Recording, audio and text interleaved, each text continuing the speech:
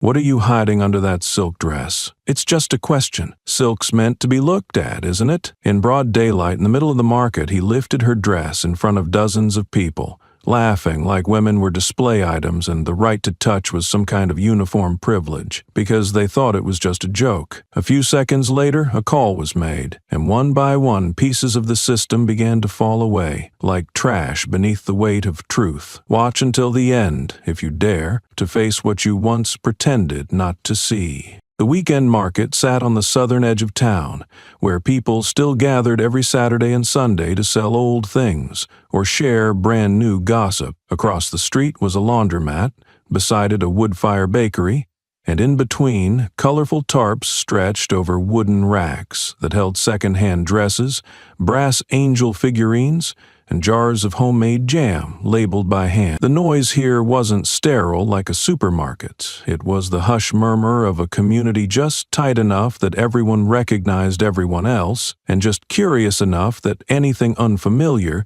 got examined down to the fingernails. That day, just as the sunlight began to soften, a woman appeared from the far end of the parked cars. She walked slowly, not hurried, but not like she was searching for anything in particular. She wore a long olive-green silk dress, high collar, long sleeves, fabric flowing gently, not showy, but not something anyone could ignore. Her hair was neatly pinned up, no lipstick, no sunglasses, no designer bag to draw attention. And yet, something in the way she walked, steady rhythm, chin held level, eyes unflinching, made the entire market seem to hush for a beat. She said nothing. No greetings, no lingering at any stall for more than a few seconds. Maybe she was looking for directions, or maybe she simply wasn't in the mood to shop. When an old man selling vintage books called out, "Miss, this novel's from 1946. Just flipping the cover will tell you it's good," she merely tilted her head, smiled slightly, and kept walking. Not a single word. It wasn't the silence of submission, but the calm of someone long used to never needing to explain herself. Men nearby began murmuring. One nudged another, chuckling. "Wonder where she's from, all buttoned up like that." The other replied, tone laced with sarcasm, "Maybe it's for some kind of show. Or that whole conservative chic thing." They didn't whisper. Their voices floated above the market air, as if on purpose, meant for someone to hear. The white women didn't laugh. They stood by the produce stands, glancing in her direction, whispering just low enough for no one else to catch the words, but long enough that their gaze stretched into something silently drawn out. A middle-aged woman in a floral dress, holding a red plastic basket, nodded toward her and said, "People like that don't usually stay. They blow in and out like wind, leave behind a little story the market chews on for a week." She passed a row of snack stalls, where orange juice machines whirred next to piles of donuts, still sizzling in hot oil. A child holding a stick of cotton candy rose on tiptoe to look at her, then turned to ask his mother something, but the mother quickly pulled him close, whispered in his ear, and changed direction. Beneath her feet, each worn cement tile made a slightly different sound as she walked. No one stopped her. No one made a second offer, but the stairs kept collecting around her like iron filings drawn to a quiet kind of defiance. A woman walking alone, not speaking, not laughing, not trying to please the crowd in a place like this, was always treated as a suspect. Near the end of the market lane, she paused beside a small map nailed to a wooden post. Her finger touched the faded lettering of the Community Supply Depot, a place no one under 30 had ever set foot in. A nearby fruit vendor suddenly blurted out,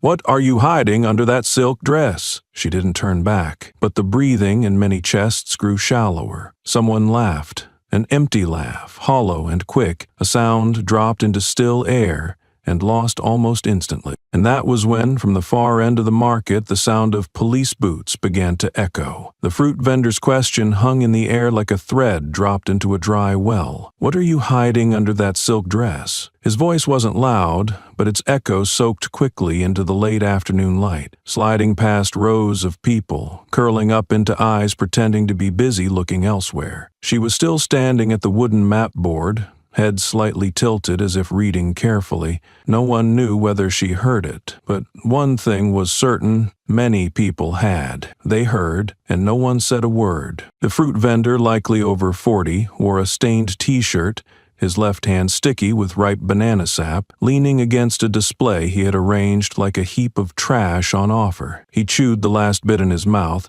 then turned to a small group nearby, smirking. "I'm just asking. There's nothing wrong with that.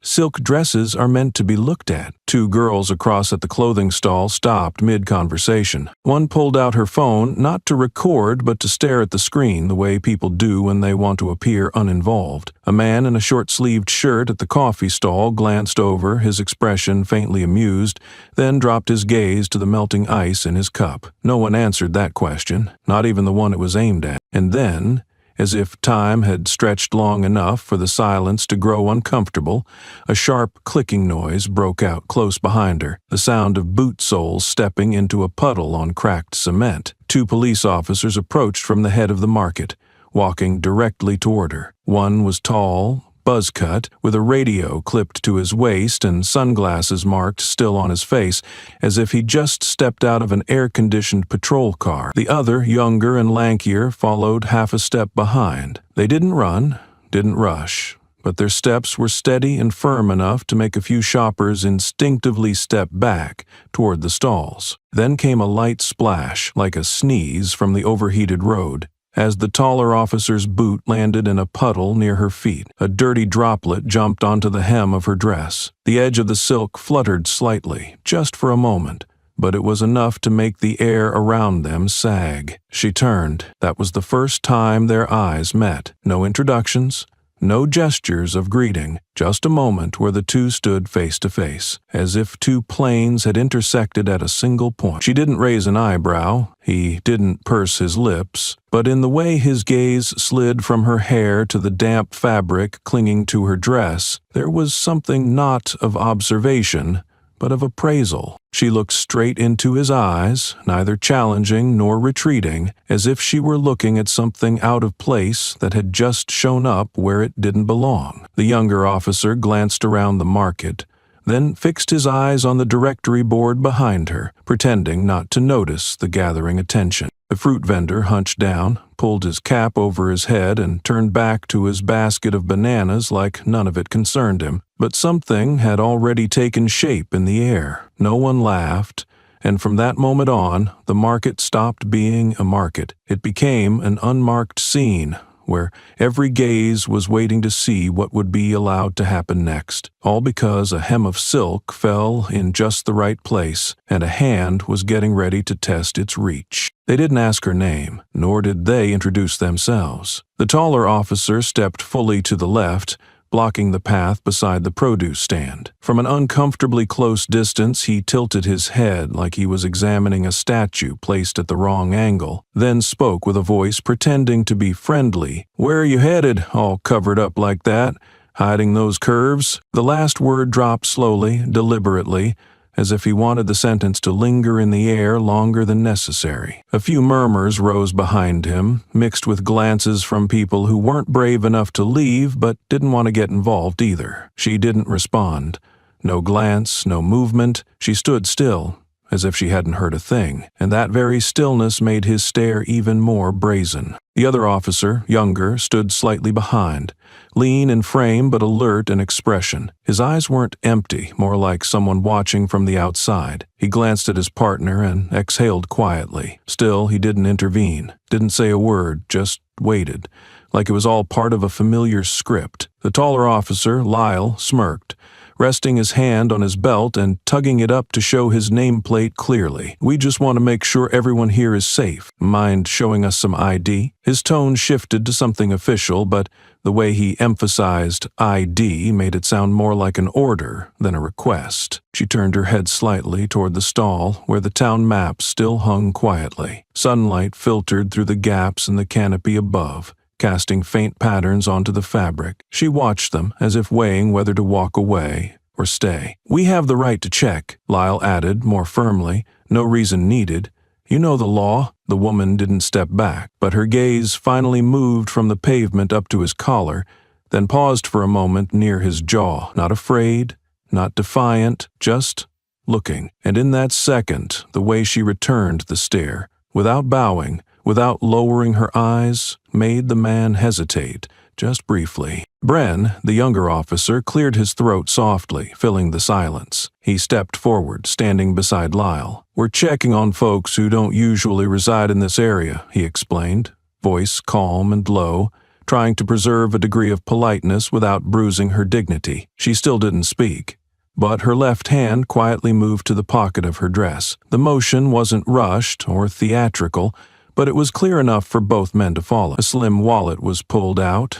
She opened it, but didn't take anything from inside. Lyle moved half a step closer. "I can help if you're not sure what you're looking for." The words hit the ground with a sickening smoothness. No stumble, no pause, like he'd said them 100 times to 100 different women. But the woman didn't react as expected. She returned the wallet to her pocket, zipped it shut, and folded her arms across her body, still, closed and firm like a wooden gate that had never once swung open. Someone took a step back from the invisible circle forming around the three of them. A small boy tugged on his mother's sleeve, pointed toward the officers, and whispered something. The mother bent down, whispered back, then pulled him away in the opposite direction. Lyle turned to Bren, a faint smirk curling at the edge of his mouth, as if expecting backup. But the younger officer said nothing, his lips pressed tight, his eyes fixed on the hem of the pale green dress, still damp from the earlier puddle. Across the bakery stall,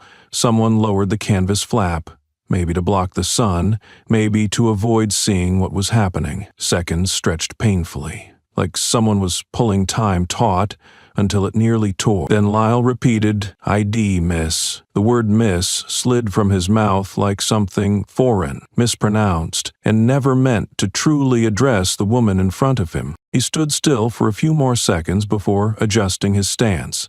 He pretended to fix his belt, then dropped 2 fingers beside his thigh, at the exact height of the silk fabric, still darkened by the water stain. No one spoke. There was no law ready in time to stop what he did next. He leaned forward slightly, his smile still plastered on, and let his index and middle finger tug at the hem of her dress. Just a small pull, less than 2 finger joints, quick enough to pass as a joke, deliberate enough not to be called an accident. The sound came from his mouth like a half-swallowed sentence. "Just a security check.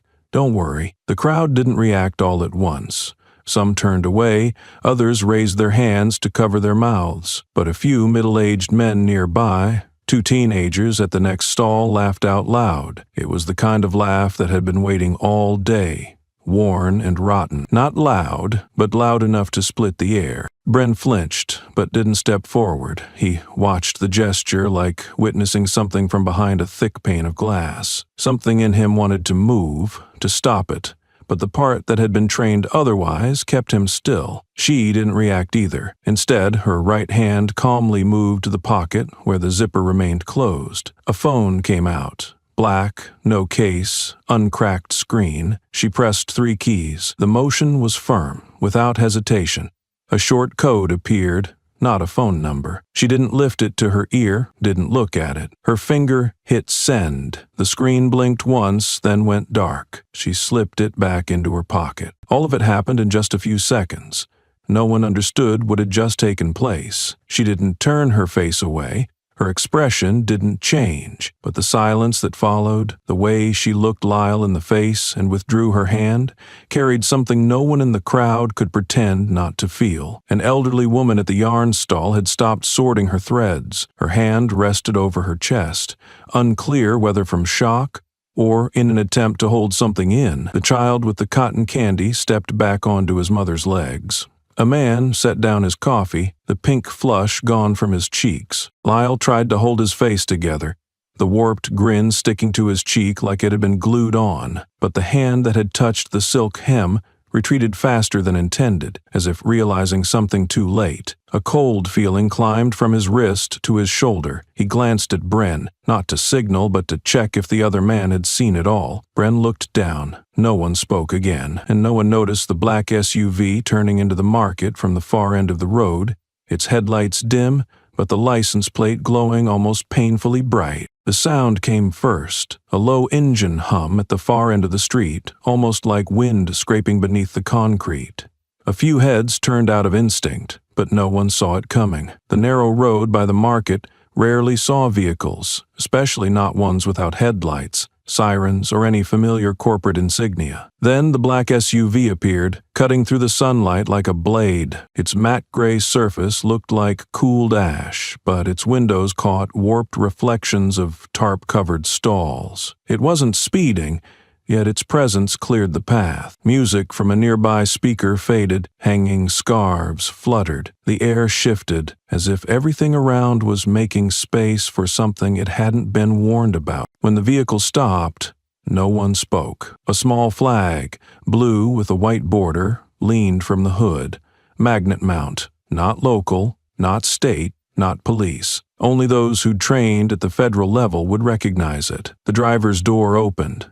A man in plain clothes stepped out, light gray shirt, khakis, no visible badge, no weapon. But his face, his gait, and the way he walked directly toward the officers, ignoring the crowd and heading straight for the woman in the silk dress, said enough. He stopped just a step from Lyle, pulled a slim wallet from his chest pocket, and held up an ID card for exactly 3 seconds. "Deputy Inspector William Caulfield," he said, voice flat, like reading from a manual. "Internal Investigations, United States Department of Justice." Lyle froze. Half a second passed before he swallowed. His eyes flicked from the badge to the man's face, as if checking this wasn't some elaborate setup. Bren stood beside him, the wind catching loose strands of hair across his brow. His expression was unreadable, but his stance shifted, like someone realizing they'd just stepped somewhere dangerous. Caulfield asked, "What's going on here?" His gaze was neutral, scanning nothing and everything. No one responded. Then he looked at the woman.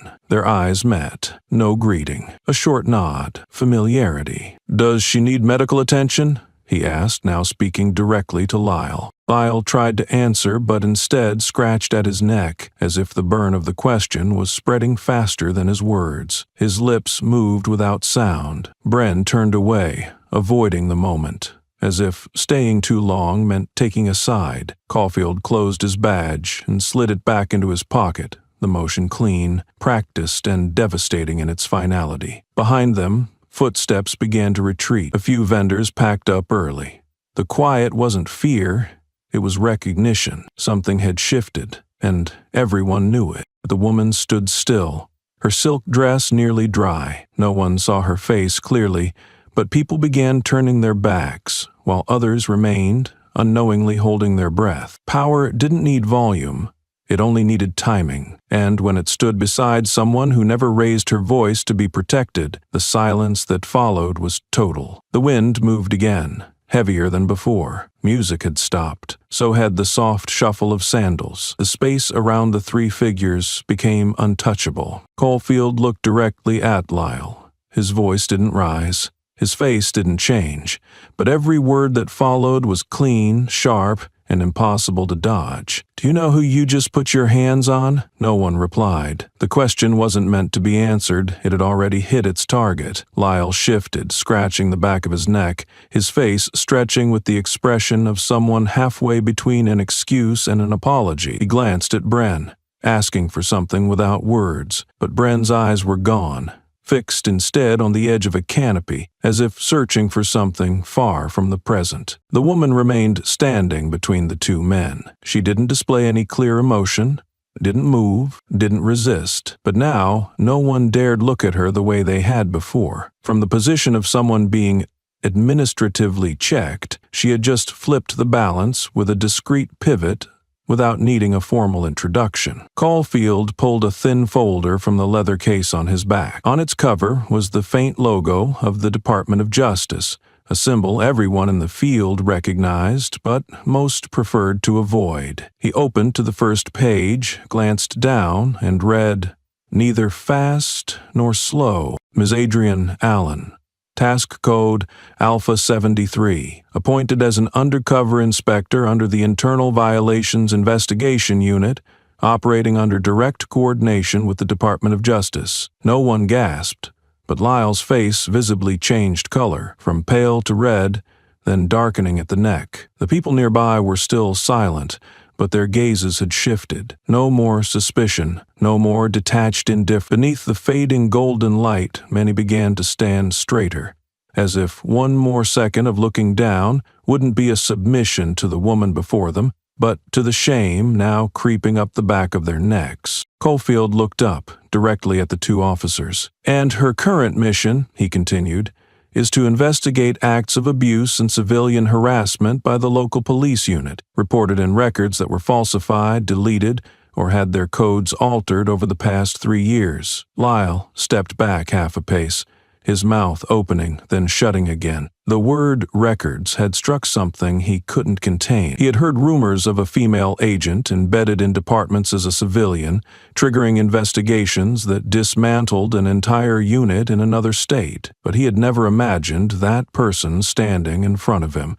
in a plain silk dress, in a run-down weekend market like this. Bren remained silent, his face strained, as if something had just fallen out of the world he thought he knew. He looked at Adrienne, searching for something in her eyes, any signal that this was a misunderstanding or some staged performance to punish those who had crossed a line, but there was nothing. Her gaze stayed firm, just as it had at the beginning. No hint, no invitation to be understood. Behind them, a few people quietly covered their phone screens.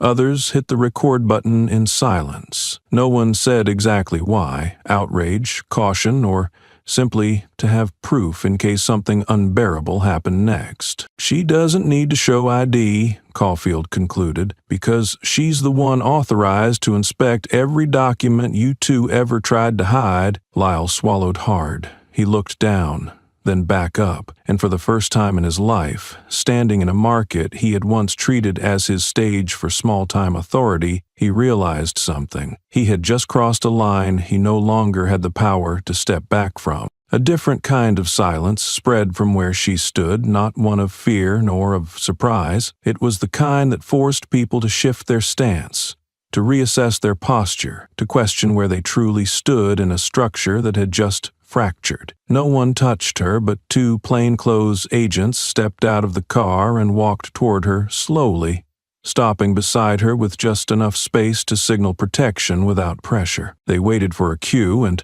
when Adrienne tilted her head slightly, both moved forward with her, gently escorting her away from the tightening circle of stairs. She left as she had arrived, quietly, steadily, without looking around, without bowing her head. The silk dress swayed in the wind as if it had never been touched. The crowd parted, no one speaking, only the soft clicks of phones capturing the moment from different angles. The eyes that once held familiar indifference now carried hesitation, even a touch of shame, not for having laughed, but for having stood there and done nothing. Caulfield walked slowly toward the SUV, his gaze still lingering behind Lyle, like a man not quite ready to close his notebook. Lyle didn't move. Maybe he didn't dare. Maybe he didn't know what to do next. The hand that had touched the woman's dress still hung by his side, fingers slightly trembling, just enough to be noticed by anyone trained to look. Caulfield paused before getting into the vehicle and looked back. The slanted rays of late afternoon sun lit the pavement, catching Lyle's left forearm. There, on his pale skin, a faint smudge appeared, almost waxy, a streak of faded red-pink clinging to the tip of his middle finger, stretching toward the knuckle. It wasn't blood, nor was it dust. It was lipstick, likely smeared on the silk fabric earlier, or blurred when the dress touched water. Caulfield lifted his phone, said nothing, and didn't rush. He aimed the lens at Lyle's hand, holding it for a few seconds, just enough light to capture the fingerprints and the soft pink curve. Lyle didn't hide his hand, didn't pull away. The way he stood made it clear he understood. This was no longer about violating protocol. This was evidence, physical evidence, and it could not be denied. Across the market, the noise of people packing up slowly resumed. The breath of life was trying to seep back into the air stretched tight like a drumhead, but at the center, where the black boots had once stepped into a puddle, where a hand had lifted the hem of a dress, under the excuse of just a joke, there remained a strip of silence, sharp as the edge of an aftershock. Caulfield looked away from his phone screen and turned. He said nothing to anyone, but the way he closed the device, stepped into the car, and softly shut the door was enough for everyone present to understand. This market day would not end as usual. It had just become tomorrow's headline. Lyle still hadn't moved. Beside him, Bren shifted his weight slightly. No one called them back. No orders were given. But standing there any longer was no different from standing on the border between two worlds. On one side, the kind of power long used to being forgiven. On the other, a justice that had just arrived to say, "Not this time." Among the eyes following the armored SUV as it backed away from the market, one person didn't look. The old woman who sold odds and ends sat at the intersection between two rows of stalls, silver hair loosely tied, her straw hat sagging to shade half her face. Before her was a folding wooden table, draped with a few embroidered cloths, a chipped hand mirror, and 3 old Bibles bound with a rubber band. She had sat there from the beginning, not pushing, not rushing, not turning away like the others. Only her hands, wrinkled and lightly trembling with age, moved beneath the fabric of her coat. A scratched, faded phone emerged, the back worn to silver. She didn't search for anything, just opened the recordings, found a clip saved less than 5 minutes earlier. No one noticed her. They were busy whispering, analyzing, nodding, or walking away with faces pretending they'd just witnessed some harmless public rehearsal. But she was different. Her thin fingers tapped the screen twice, opened the share function, typed in a short phone number, then hit send. There was no emotion on her face, no visible outrage. But when the message read, "Sent successfully," the old woman looked up toward the space where the woman in the silk dress had just walked away, as if she had just returned a debt she had carried too long. A young man nearby saw the whole thing. He said nothing, but in his eyes was a flicker of recognition, not surprise, but the kind of awareness born when someone learns not everything needs to be loud to change the course of a story. The next morning, before sunlight reached the east-facing windows of the city halls, the clip was already on Reddit. An anonymous account had posted the recording, clipped to the moment a man's voice laughed in the market, followed by the line, "What are you hiding under that silk dress?" And the murmurs that came after, disguised under the phrase "security check." An attached file included a softer voice, the younger man saying, "I can help if you're not sure what you're looking for." The caption underneath wasn't capitalized, didn't use hashtags, and had no trending keywords. Just one sentence. What if this were your mother? No one knew who the account belonged to. No one could confirm if the first person who shared it had any connection to the victim. But within less than 2 hours, the post surged to the top of feeds, reshared across hundreds of private groups and civic forums throughout the southern states. News outlets began calling the local police office, demanding an official statement. A comment pinned to the top read, "Everyone saw, but only one person recorded it, and only one asked the right question." The audio clip was then analyzed, tagged, and circulated on Twitter/X, Facebook, and in morning broadcasts on regional stations. People began asking who the woman in the clip was, who the officer was that touched her dress, and why no one in the market spoke up. The question was no longer about the act itself, but the reaction. And the reaction didn't come from the system. It came from an old phone, held by an elderly person with nothing but clarity. When the first articles appeared, no one used the word harassment yet, but they used the phrase, "an act violating human dignity," carried out by law enforcement in public view in front of children. And just like that, the investigation was no longer an internal matter. It became something the whole town had to answer for, something every turned-away glance had to reckon with.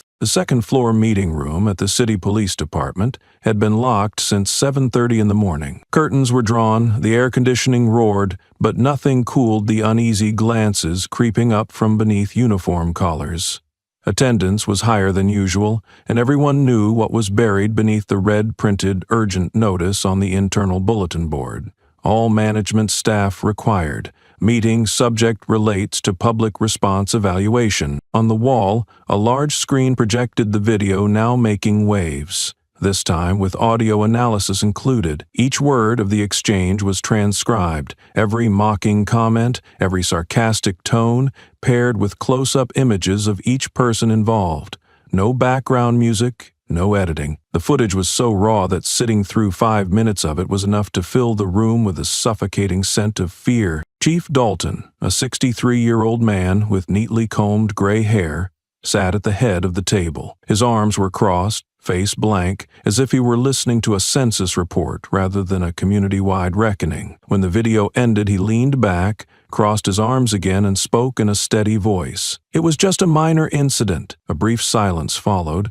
Then came the soft scrape of chairs, the tap of pens against the table edge. A few nodded, not in agreement, but because they were used to that kind of framing. Minor incident, a phrase this institution had used for things that had ruined other people's lives. Dalton continued, "We're being swept into a chain reaction triggered by public emotion. A single officer being recorded during duty does not automatically mean a breach of professional conduct. Let's wait for the official conclusion before making assumptions." From the third row, a man in a brown shirt with no visible rank insignia raised his hand. He was a Hispanic data technician responsible for internal storage, previously reassigned 3 times for being insufficiently flexible in team coordination. He stood up, holding no papers, not looking around. "You called it a minor incident," he began, voice calm but clear, "but this isn't the first time. Lyle's done this before, 3 times, in person. There were witnesses." A ripple moved through the room. Some looked over immediately. Others turned in their seats to get a better look at the speaker. Dalton furrowed his brows but didn't respond. The man continued. "The first time was at Jackson Park. A girl was told to turn around for inspection because she was dressed inappropriately. The second was at the old warehouse after the festival. A janitor was detained and her arms were searched for suspicious behavior. The third was the newspaper vendor at 5th Street touched on the waist as Lyle said he was helping her stay balanced in the wind. None of these cases had ever been discussed in prior meetings. No official reports. But each sentence cut open drawers in the department's memory that had long gathered dust. A young legal staffer at the far end of the table closed her eyes, gently, but long enough to reveal recall. Dalton nodded slightly, fingers tapping the tabletop. His voice stayed even, but this time he didn't call it hearsay. He asked, "Do you have proof?" "Yes," the man replied. "I backed up the internal audio files from March before they were erased from the system." And, once again, the thin air in the room tightened, nearly choking. At the back of the room, a deputy HR director began flipping through a notebook, scanning past cases marked "resolved internally." Dalton sat up straighter, the detachment gone from his face. He understood. Everyone did. If someone was willing to speak 3 times, there was no telling that it would stop there. As the meeting edged toward quiet confrontation, a young staffer stood from the last row. Her name was Maggie, 32, an administrative clerk from Archive Room 4. She had been with the system for 7 years, working among drawers filled with what people forgot or chose not to remember. She didn't speak much, just walked to the front and placed a thin folder on the table, corners worn, clipped inside a plain brown cover. "This is a complaint from 2018, she said. "The victim was a janitorial employee in the public reception wing, female, 24, no official residence in the area, no legal guardian present." All eyes turned to the file. Dalton didn't speak. He exhaled. He reported that an officer used inappropriate language while demanding to inspect her bag. Surveillance footage shows him pulling on the back of her uniform, claiming to check the logo. Bren, seated near the door, suddenly stood. He didn't interrupt, but his face visibly drained. Maggie opened the first page. At the time, the file was temporarily coded 22NR. No follow-up was made. 3 days later, the code was changed to double no-fin, closed due to insufficient grounds for investigation. All related records were marked non-personable. "She never came back," someone asked from the corner, "and the officer named?" Maggie looked up. "Lyle Brenner." Her words carried no emotion, but they shifted the air. The silence turned heavy. No one looked at Dalton now. Eyes moved toward the data screens, where the old double nodal fin codes now glowed like stains that had never been cleaned. Side door opened. Everyone turned. Adrienne entered, gray blazer, high-collared shirt, posture straight, eyes not searching for anyone. She hadn't been invited, but no one stopped her. Dalton clasped his hands on the table, let out a slow breath, then nodded in her direction without greeting. She scanned the room. Her expression didn't change, but her gaze settled longer on the file. She didn't ask who brought it. She had searched for that file once, and had been told it did not exist in the open system. Not everyone files a complaint, Adrienne said, and not every complaint reaches where it should. But if even one was filed, and the system buried it, then we are obligated to bring it back. She wasn't loud, but every person straightened in their seat. I request the release of all internally locked case files from the past 8 years to now, she continued. No rank limitations, no exemptions for active staff. A flicker crossed Dalton's face, but he said nothing. There was no applause, no pushback, but the room had changed.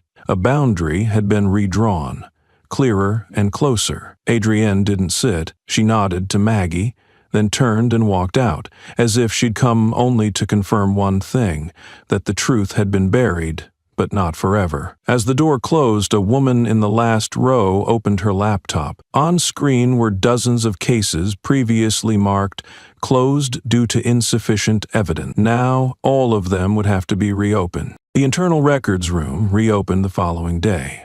For the past 3 years, it had served only as storage for hard copies of traffic citations, minor administrative complaints, or outdated personnel files. No one remembered the access code to the old internal filing system until Maggie pulled out a stack of yellowing papers from the 4th drawer on the left, the one marked with a silver ribbon since 2016. The first file was opened, then the second, the third. The deeper they read, the colder it felt. The forms were brief, incomplete, and often missing full names or even signatures. Each one held only a few lines. Touched inappropriately while waiting at the bus stop. Pulled into a dark alley for a random ID check. Asked to unbutton shirt to prove no contraband was hidden, no date of resolution, no officer listed, and nowhere did any line mention who the victim was. They called them ghost reports. These files had once been logged into the system, but were immediately tagged with auxiliary code 99X, the internal label for temporarily held submissions lacking verified sender identity. In practice, it was a way to legitimize disappearing a report without having to note whether it had been resolved, a mechanism to make sure whatever was sent in went nowhere and stayed that way. Adrienne sat in her makeshift office, her desk holding only a laptop, a glass of water, and a whiteboard marked by hand with case groupings by year. Each year had its row, each row a count of reports marked 99XX. She didn't need deep data analysis. What she needed was to picture the faces of people who were never named. The 12th report bore no clear date and the handwriting was faint, as if written with trembling fingers. I don't clearly remember his face. I only remember the feeling of a sleeve brushing the back of my neck as I bent down to pick up my bag. That was all the victim had left behind. In the list of unresolved cases, one line in red ink read, "Sender deceased, cause unknown, suspected suicide." The location was the Lakeside Park, one of the busiest public spaces in town. It happened on a Friday afternoon during Lyle's shift. No tracking was done for who patrolled that day, because no clear violation was identified requiring further action. The woman was 21. No mental health history, no emergency contact. Her name, if it existed, was gone from the digital system. Only an ID code remained, A17.028.9. Adrienne circled the number on the whiteboard, then moved to the next line. The 25th report had no identified sender, but its origin was traced to a small bakery near downtown. It described seeing a man in a police uniform tugging the shirt of a 14-year-old girl outside the toy car section. When noticed, he had said, "She looks like she's hiding something in her top." No victim confirmation, no name. Just one final line, "I'm leaving town tomorrow." Adrienne read it 3 times. Then she wrote on the last row of the board, "Vanished. Gone. Who else? The question wasn't meant for anyone in particular, but every file opened was a clean incision into truths once dismissed as administrative matters. One person had ended their own life. One had disappeared. The rest lived with memories never acknowledged, and the ones responsible still showed up for shifts, still spoke on record, still had the authority to demand others present their identity in public. During the lunch break, Adrienne walked the hallway, tracing the wall, pausing at a large window facing the city center. In the midday sun, the power lines cast straight shadows across the sidewalk. She saw a group of students passing by the building. They laughed, nudged one another, and moved as if the streets beneath them were exactly as they should be. She turned back. On the whiteboard behind her, a new line had been added by hand. Those who live with forgotten memories are victims too. Each afternoon, Adrienne spent 3 hours reviewing old case files, not with software but by hand. She printed each report, pinned them to the large board in her office, numbered the corners, and circled key phrases. Her process wasn't fast, but it was exact, as though each word still carried the pulse of whoever first wrote it. After 52 files, patterns began to emerge. The wording differed, the years varied, the authors changed, but the descriptions repeated. The first question was almost always the same. Why are you dressed like that? Or, we need to check, your skirt looks unclear. The language wasn't explicit enough to trigger alarms, but it was too consistent to be a coincidence. She underlined recurrent phrases, marked in red the lines that echoed one another. Some were repeated across 3 years, but the tone stayed identical. The same choice of assist instead of order, or helped her up in place of held her for inspection. The name Lyle never appeared in formal records, but it surfaced in notes like area patrol, first contact, or was misspelled as Lyle, office, or all. In other cases, no name was listed, but the internal reply emails bore his code, something only long-time internal staff knew how to trace. Adrienne didn't smile at the patterns. She exhaled, tracing each red mark like a map toward something deliberately hidden. At file 68, she paused. It was a short, handwritten note in pale blue ink. He called me quiet girl, then lifted the back of my coat to check if I was hiding anything. Time was 4:40 p.m., South Market. Adrienne looked at the clock. She knew exactly what that timestamp matched, and she knew who wrote the note. It was her. No one had ever asked her about it. No inquiry followed. That day, she'd been undercover as a federal investigator, her identity undisclosed. Being touched in public wasn't planned, but it hadn't shaken her. She documented the incident, not to file a complaint, but to confirm that what others had reported was real. Now, reading her handwriting among dozens of anonymous claims, Adrienne saw clearly what she had once avoided. The truth was no longer on paper. It was etched into people, tied to a name everyone remembered but no one dared say. Lyle wasn't just a name. He was a thread. The line runs through the system, and the only person who had written about him by name was the one he had touched, in public, in front of witnesses. Adrienne tore the bottom of the photocopy, folded it, and placed it in a white envelope inside a locked drawer. She didn't need it to remind herself, but she needed a reference. For the moment, everything was brought into the open to prove he hadn't acted alone, and the system had allowed him too many chances. Outside, a staffer knocked softly to announce an urgent delivery from the State Inspector General's office. Adrienne nodded, stood,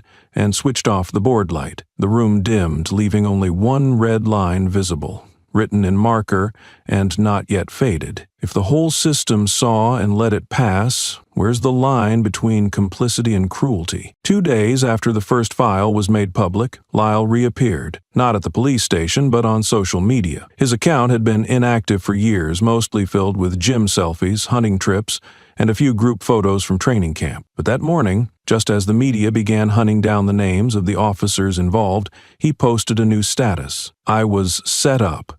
The line appeared in default font, white background, no hashtags, no Below it was a still frame from the circulating video, the moment his hand reached for the dress hem, paused half a second, and the woman's expression remained unchanged, not startled, not angry, not evasive, Lyle added in the comments. Anyone who's worked in the field knows that in an overly sensitive society, any action can be twisted. I was doing my job, checking a suspicious subject. She stayed silent.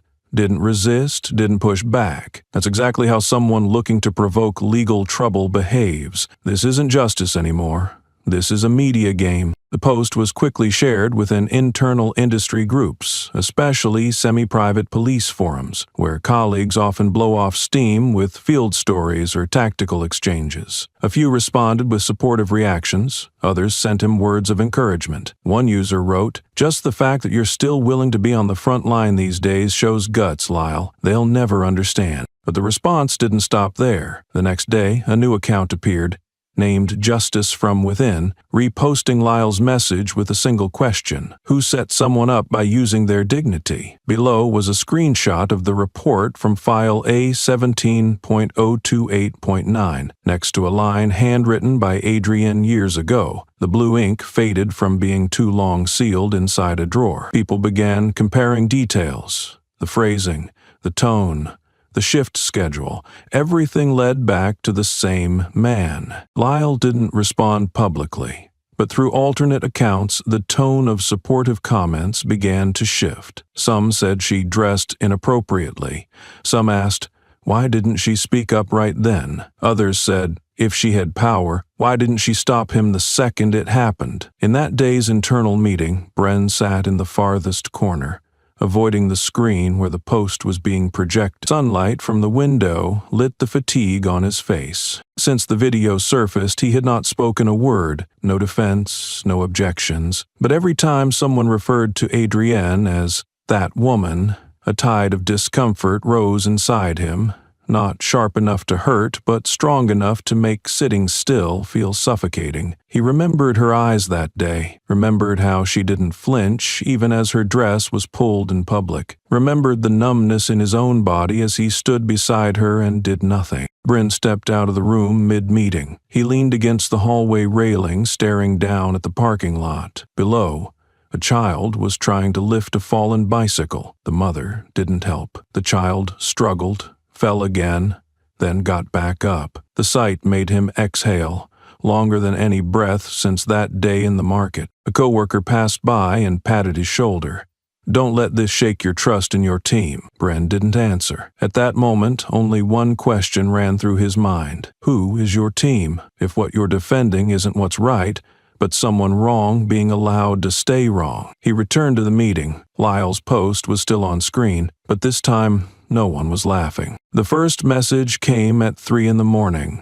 from an anonymous account sent to the inbox of the local news channel. It was just a single video link, no title, no description. The recipient, a young journalist specializing in internal affairs, nearly deleted it thinking it was spam, but when she skimmed the first 10 seconds, she stopped cold. The frame shook slightly, yellow light from holiday string bulbs reflecting off a champagne glass. In the left corner, a group of officers stood laughing. Faint Christmas music played in the background. At the center, a man in a blue shirt yanked the back hem of a woman's dress as she walked by, not because someone blocked his way, not out of drunkenness, but because someone behind him said, "Bet you won't, Lyle." The laughter that followed was unmistakable.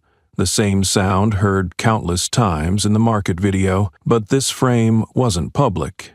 It was internal. The end-of-year party of the very department Adrienne was investigating. The woman turned immediately, gripping her dress, her face stiff, lips pressed tight, eyes unblinking. No one asked if she was okay. A colleague offered her a drink. Another tapped a glass to cue the next song. No one stood between her and the laughter. The clip ended there. 7 hours later, the video appeared on Reddit, X, and a private industry news channel. It didn't take long to recognize the people in the video. Lyle Brenner and the woman walking out of the party.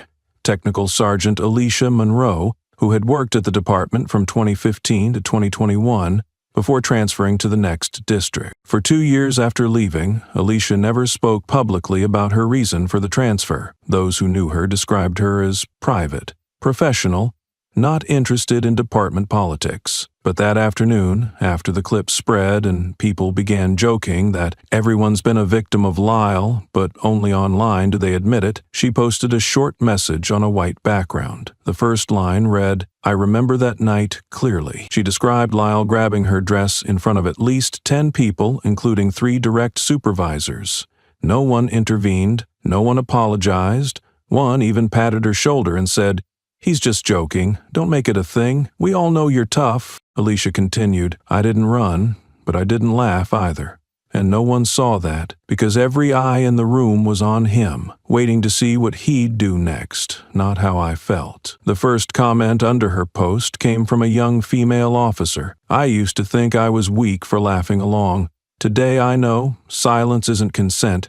You did more than anyone else did that night." Alicia didn't reply, but her post was shared thousands of times. And for the first time since the market incident erupted, the public stopped asking why victims stayed silent and started asking, why haven't the witnesses said anything after all this time? At the department, Lyle stayed in his office all afternoon. He had been placed on temporary leave pending investigation, but was still allowed access to his workspace. On his desk lay the morning's paper, its bold headline reading, "The joke then, the cost now." Someone had also placed a photo on his desk, Alicia at her academy graduation, standing at the front, honor certificate in hand, eyes looking directly into the lens. The moment Alicia spoke up, it was as if the first visible crack had formed in a wall long sealed shut, with vague reports and internal promises. There was no applause, no press conference, but something in the steadiness of her words stirred what had been dormant beneath layers of normalized silence. Within 36 hours of her post, 4 others, 3 women and 1 man, sent emails to the public inbox of the Department of Justice's Inspector General. None of them wrote much. One simply said, "I saw it, and I stayed quiet. I don't know what I could have done back then, but today I can confirm that what they're saying is true." Adrienne didn't respond to each message individually. She sorted them, coded them, and forwarded them to the legal verification team, but she read every single line. Each message was a fragment on its own, yet when laid side by side, they revealed that this wasn't about one woman being touched. It was about an entire generation that had grown up believing silence was a form of survival. At an ethics symposium held in Denver at the same time, a young officer named Nina stood up midway through a panel, not waiting for the Q&A session. Holding the microphone with both hands, she looked directly at the row of organizers and said, "I'm not here to tell a story. I'm here to apologize to the version of myself from back then, because I saw a female colleague get groped after a night training session. I saw it and I turned away." There was the sound of paper shifting in laps. Some lowered their heads. Some put their pens down, but no one interrupted her. "I thought if I said something I'd be reassigned, just like the one who came before me, and then I told myself maybe they were just joking. But that year she quit, and I stayed, carried by a quiet shadow hanging over a record they all called outstanding." No one asked who she was referring to. No one asked where she worked now, because after the session ended, the moderator simply said, "We're no longer in a time when someone has to explain why they feel violated." Meanwhile, nearly 400 miles away, a local journalist named Sarah Kim quietly reopened a set of complaint files that had once been dismissed from the newsroom's pipeline for lack of evidence. Sarah, the daughter of Korean immigrants, had studied journalism but was rejected from 3 major outlets due to insufficient field investigation experience. This time, she didn't need a field. She needed a printer, a data comparison board, and 3 complaint files filed exactly 1 year apart. The contents were nearly identical. Same location, same hour, same method of random inspection. Yet the dates in the official logs were always 1 day later than the date signed by the complainant. Sarah used metadata software to scan the original files.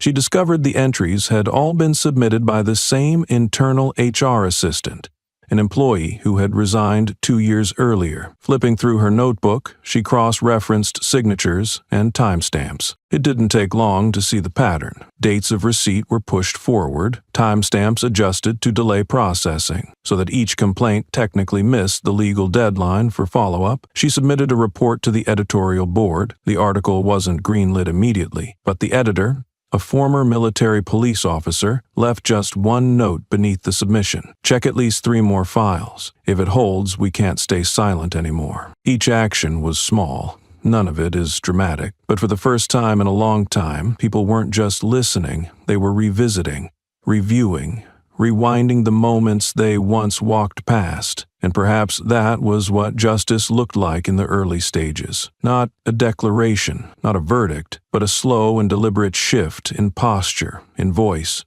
in what people allowed themselves to see after years of training their eyes to turn away. Sarah printed 6 more files. 2 of them came from people who had never spoken up before, yet their language and phrasing matched others down to the smallest detail. She didn't release them right away, but for the first time in her career, she understood something deeply. Silence wasn't a wall. It was a compressed fuse, and it only needed the right hand at the right moment to spark. That afternoon, Adrian received a copy of Sarah's preliminary report. She read through each timestamp, underlining one particular line: deliberate delay in file intake to invalidate complaint eligibility. Beside it, she wrote in blue ink, "The system doesn't fail from ignorance, it fails by design, knowing exactly how to silence someone." As internal files were gradually unsealed, the media split into 2 camps. On one side were the major outlets, long tied to law enforcement through exclusive access and sponsorships. Their language softened the weight of the moment. A controversial case,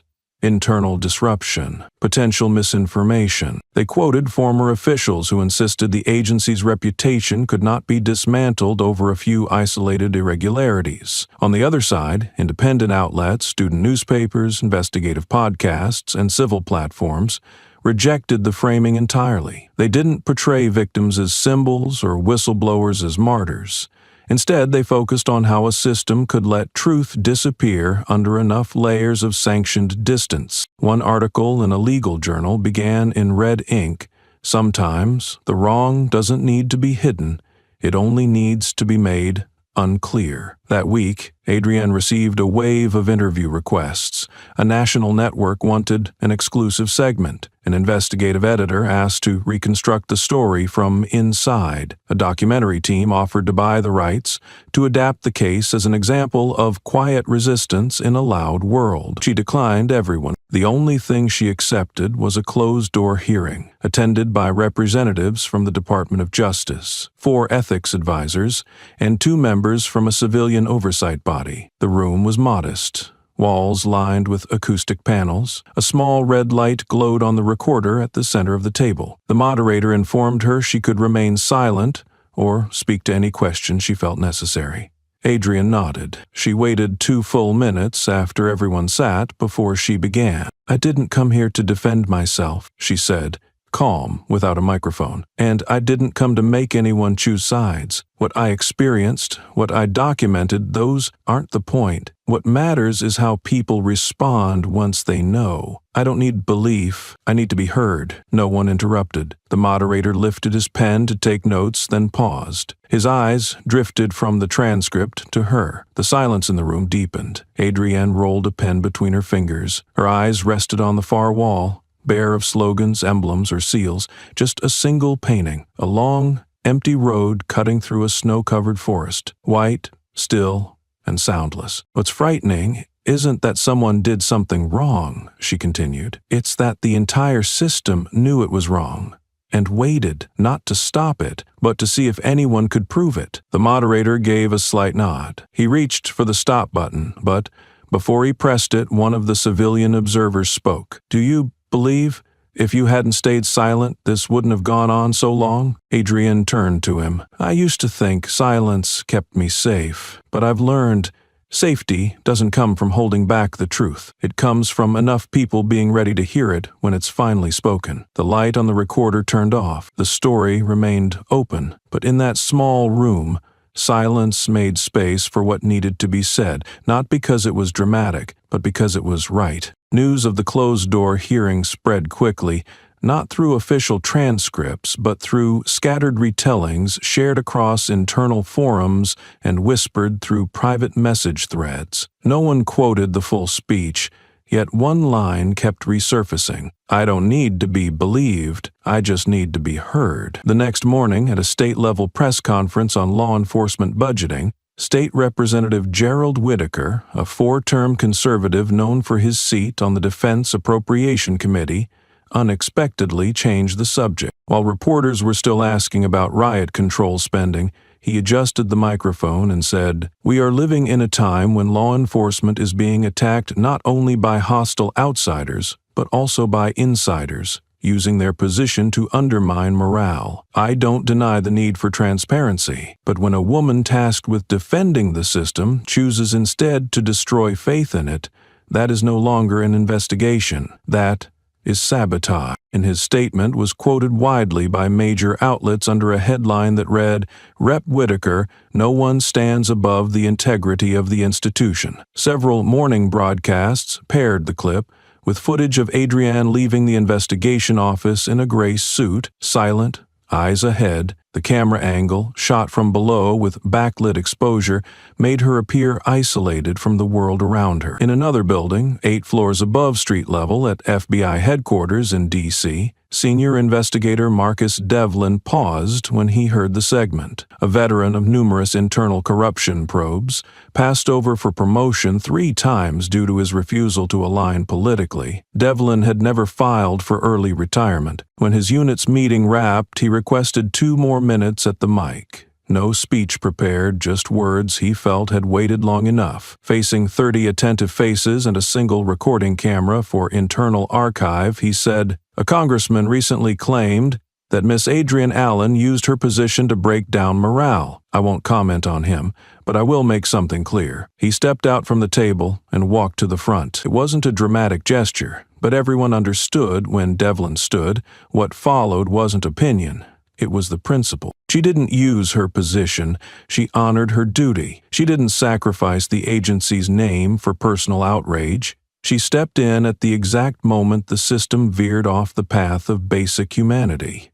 In the back row, a young analyst lowered her pen. For the first time in weeks, they heard someone speak, not to justify themselves or protect rank, but to remind the room of what they had once been taught. Justice isn't about defending each other at all costs. It's about being able to speak when something is wrong, even if it costs you comfort within the institution. We're living in an era where truth doesn't die from lies, Devlin continued, voice steady. It dies when buried under words that sound too noble to question. Later that day, the internal footage leaked. No one admitted to sharing it, but within 6 hours, the clip of Devlin speaking spread across networks. No edits, no enhancements, just a black man with gray at his temples, standing in a bright room, using the language of someone who had seen truth distorted too many times and still chose not to walk away. Adrienne never shared the video.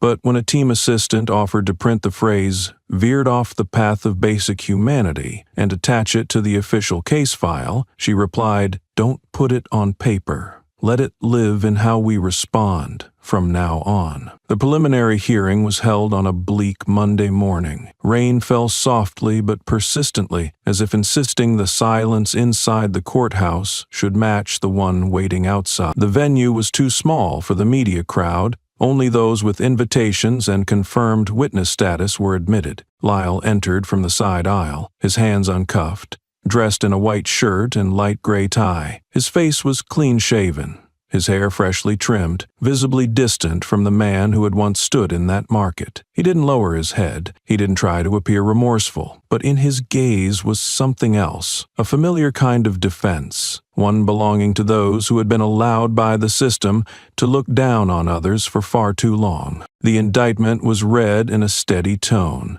listing 5 major breaches of professional conduct, 3 civil infractions, and 1 criminal charge tied to physical misconduct under the pretense of duty. The prosecutor refrained from theatrical phrasing. He stated, "A system only holds value when those enforcing it understand the limits of their power." When it came time for the defense, the attorney stood calmly and went straight to his argument. He flipped through several printed reports, cited the pressures of operating in unstable civilian environments, and focused on a single point. My client did not know who the woman was. His pause was calculated, his glance at the bench deliberate. He seemed to wait for a nod, a flicker of empathy. Heman had no intention of disrespecting a senior figure from the Department of Justice. He believed she was an uncooperative civilian without identification. What he aimed to do was simple: turn ignorance into justification. At the back of the room, a black man sat quietly, his presence unannounced, dressed in a worn fabric coat, arms wrapped around a bundle of papers held together with a rubber band. He wasn't a witness, he wasn't a journalist, he was a citizen granted access because he had submitted a formal statement in the aftermath of the incident. When invited to pose a question during the civil response portion of the hearing, he stood. His voice didn't rise. It was firm, level, free of emotion, but impossible to ignore. His question was not part of any brief, nor was it listed in procedural documents. Yet it sliced directly through the framework the room had spent hours dancing around. If she was nobody to him, did that make it okay? The courtroom fell silent. That question didn't need an answer. It wasn't built for argument. It simply held its place in the air, unshaken, pressing itself between the rows of familiar legal phrases like occupational stress, reasonable perception, and unintentional conduct. This time, the issue was not about harm or evidence. It was about recognition. Why should someone's identity determine whether they are treated with dignity? Lyle didn't respond. He turned his head, jaw tight, breath stalling mid-major. The defense attorney closed the folder and did not reopen it. The judge shifted his gaze to the man who had spoken, then lowered his eyes to the open file on the bench. The official notes left no space for the question that had just been asked, yet the court clerk, in red pen, recorded it verbatim as though it had always belonged there. If a person must hold power to be treated as human, then the system has forgotten why it was built. Outside, the rain hadn't stopped. Inside, the people long left outside the edges of the room, something shifted. It wasn't hope. It wasn't faith. It was a quiet recognition that, at least this once, someone had asked the question that should have been heard long before now. Less than a week after the preliminary hearing, the Federal Department of Justice released a new directive. There was no press conference, no ornate statement, just a 4-page document numbered 004A/EN25, signed by the Deputy Secretary overseeing internal affairs and sent directly to every police department, sheriff's office, training academy, and state-level law enforcement agency across the country. In the title line, bold and underlined, was an unprecedented mandate. All civil interactions between security forces and civilians, under any circumstance, must be monitored by an independent AI system, outside the control of internal agency oversight. Below it, technical notes explained the implementation. The system would use visual, audio, and thermal sensors to assess each interaction, measure risk, flag ethical breaches, and issue real-time alerts to a third-party organization authorized to intervene immediately. No one would be allowed to erase, edit, or delay the data once recorded. Some called it progress. Others saw it as an unspoken admission. The humans within the system could no longer be trusted to monitor themselves. Veteran officer associations responded swiftly. In a closed-door meeting, several representatives requested a formal review of delegating ethical judgment to machines.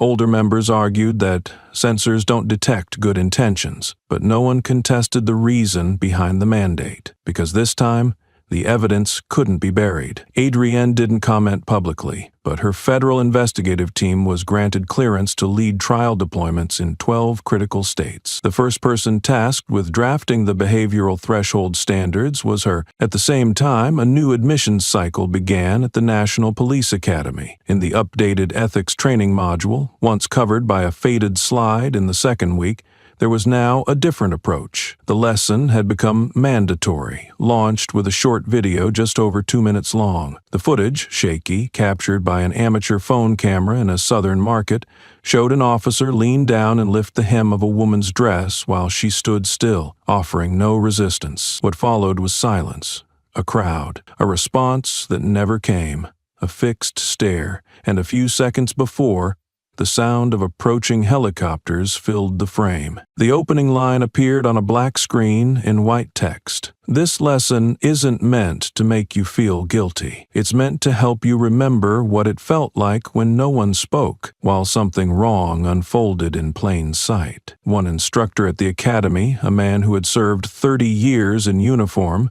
recalled what happened the first time the video played in class. The room went quiet. No one reached for a phone. No one asked if they could get sued. Only one student stood up and asked me, if I were the one standing there that day, what should I have done? He didn't answer right away. Instead, he told them, you don't need a manual to know what's right. You only need to recognize that if you find yourself stepping back, maybe you're standing in the wrong place. After that session, most cadets didn't repost the clip or share moral reflections online, but one of them sent an email to a woman he had once seen being shouted at on the street, just to say, I saw it, I didn't speak up, but I still have a chance to relearn what doing the right thing means. Every layer of change, from legislative shifts to internal protocol updates, seemed to emerge not from loud demands, but from moments like that.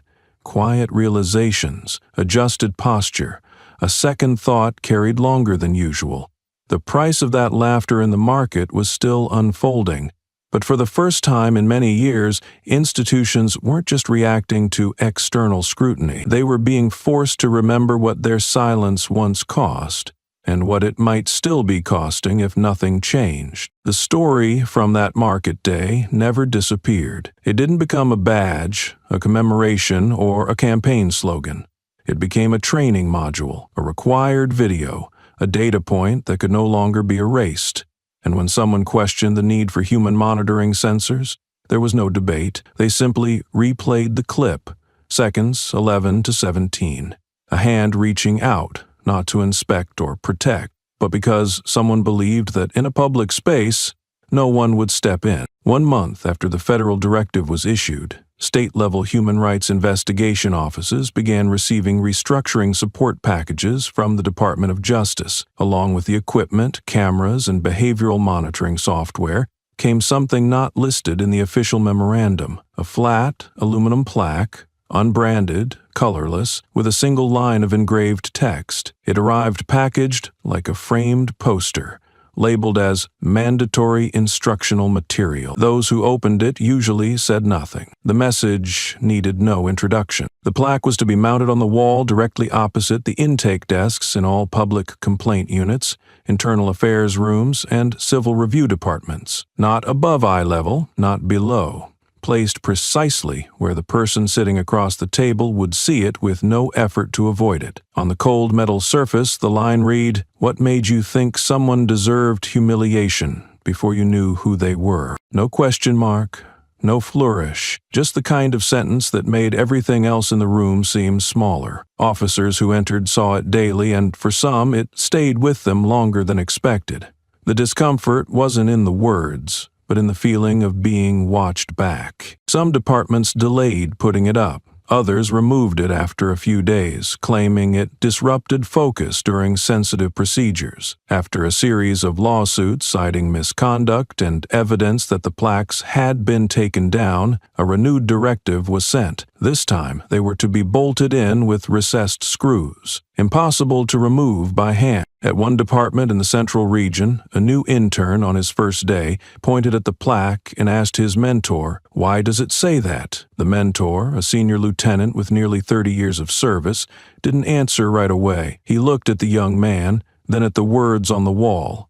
His voice was low, because someone once thought they had the right to do that, and an entire room stayed silent. Silence stopped being the safest choice. No legislation dictated this shift. No memo ordered anyone to speak. But after the market case, internal statements began to include lines like, "I saw it, but wasn't sure." Something felt off. "I was nearby but didn't react in time." Sections in reports that used to remain blank under witness observations are now filled out, sometimes with only a sentence, but enough to make those who used to stay quiet write themselves back into the record. At a police academy in the North, an ethics instructor assigned a non-graded writing task. The prompt was simple: describe a time when you saw something wrong and did nothing. One student wrote, "I was at a train station. A man was called Savage. I lowered my head and pretended to check my ticket. I can't remember the face of the person who said it. I can't remember the man who heard it. I only remember the sound and how my throat burned. I thought, if I wear this badge and still turn away like that, what's left to say about justice?" She didn't read it aloud, but the instructor requested permission to use the final paragraph in the following year's curriculum. At a statewide law enforcement summit in Texas, a senior officer known for opposing mandatory surveillance stood during a panel, pointed at the training plaque printed in their conference booklet, and said, "That sign used to bother me. Now I think it's a mirror. The only difference is you don't get to take it down." No applause followed, but several quiet nods broke the stillness of a room once filled only with awards and congratulatory speeches. Adrienne, the one who drafted the original version of that sentence for the reform proposal, no longer held her investigative post.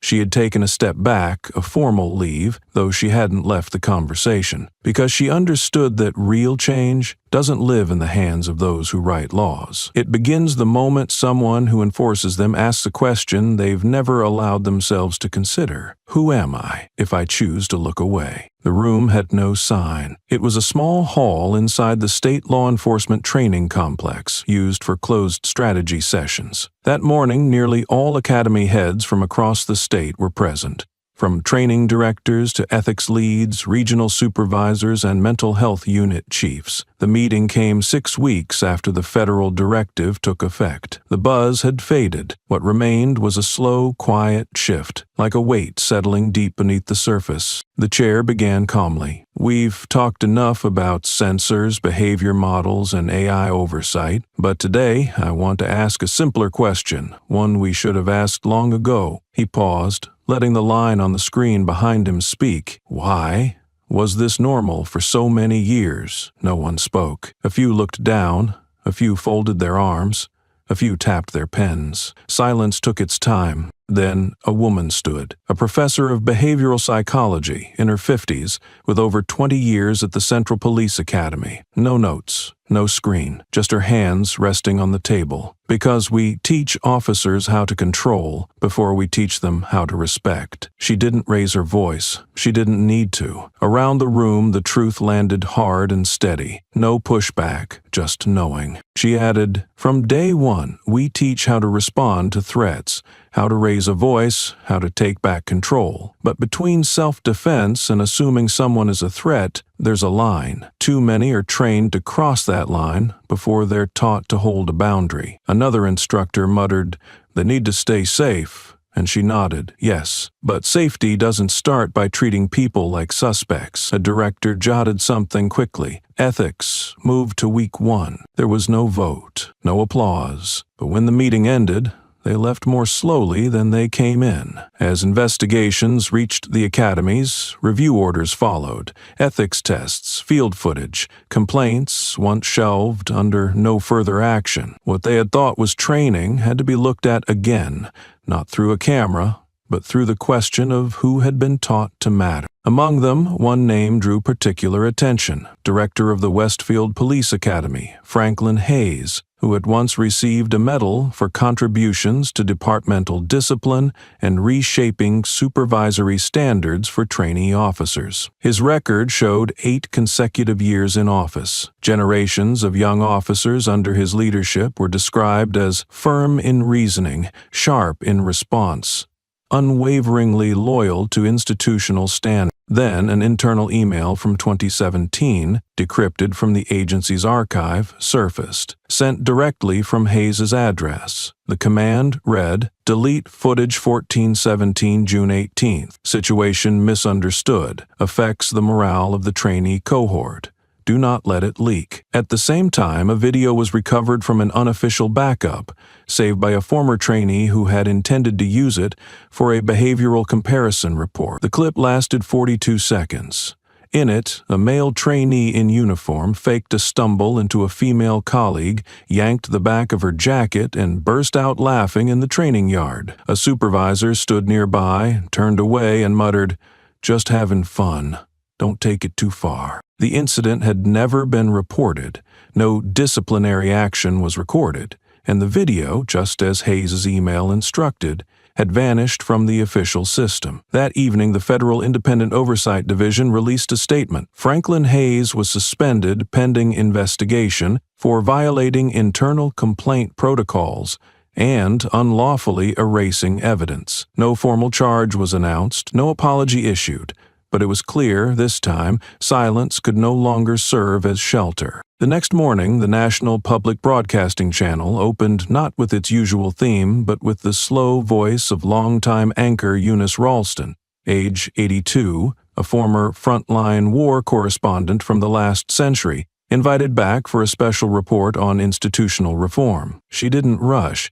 Her expression remained steady, but every word she delivered struck like a chisel tapping into the cold glass of a system long dulled by inappropriate laughter. Academy Director Franklin Hayes is under investigation for deleting footage of abuse during training sessions. The video was filmed in 2017, 6 years before the system was forced to change because of one hand pulling at the dress hem of a woman who did not scream, did not push back, and did not run. She paused, glanced at her notes, then read the final line in a lowered tone, as if voicing a question society had long refused to admit had always been waiting. That system wasn't helpless. It just laughed too easily. No applause followed. But among the hundreds of thousands watching live, many sat still, as if hearing for the first time a newscast that didn't relay an event, but described them, the ways they had once laughed along to avoid feeling what had truly hurt. The old Southwell Police Department building was no longer an official headquarters. After the reorganization,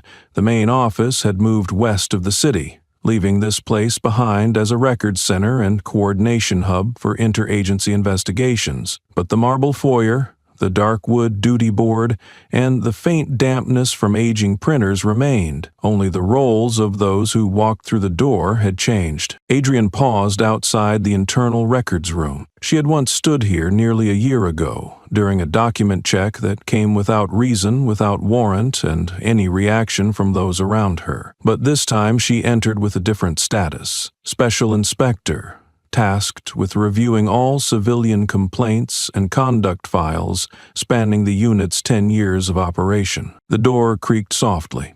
A light snapped from the hinge. The room remained arranged as before. Steel cabinets pushed flush to the walls, 2 rows of tables, fluorescent lights overhead flickering with a delay, as if even the electricity hesitated to serve the past. The head of archives introduced her assistant, a young man in his early 20s, slim build, pale shirt, name badge reading Evan. He spoke slowly, showed little emotion, but kept a steady rhythm that made repetition unnecessary. "Just tell me what you need. I'll open the right section and restore the backup if we have it." Adrienne nodded and opened the prepared master file, which already listed the case codes she intended to examine. She did not explain. No one had asked why she was focusing on the entries tagged "closed without action." But by the 3rd drawer, when Evan opened file 314A, his hand paused briefly. Adrian noticed. She looked up and asked gently, "Is something holding you back?" He didn't meet her eyes immediately. After a few seconds, Evan slid a small file onto the table and stepped back. "I used to work as a technical assistant here," he said. his voice lower than before. Not for long, just over a year. Then I transferred to archives. But before that, I was once assigned to scan civilian report keyword. Adrian set her pen down. Can you be more specific? He nodded and glanced at the door, still nearly shut. His tone settled, like reciting something he had written once, but was never allowed to send. I was told to delete every report containing the word harassment. Not to change the report itself, just remove that word. Replace it with inappropriate conduct or non-standard communication. In some cases, it was reworded entirely as personal disagreement. No one else entered. No printers hummed.